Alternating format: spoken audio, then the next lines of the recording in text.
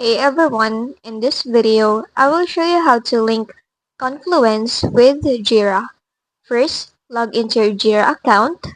Once inside, on the upper right corner, click on the settings icon.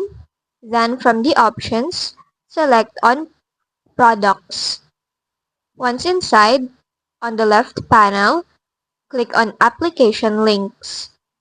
Now, once in, click on the create link button. Then in here, you need your application URL.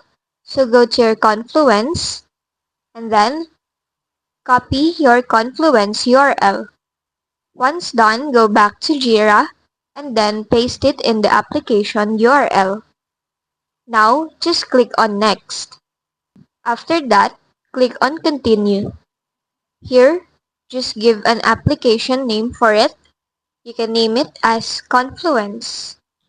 Then, for the application type, go ahead and select on Confluence.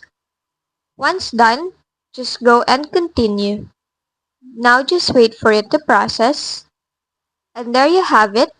Your Confluence is now connected with Jira. And that's just basically it.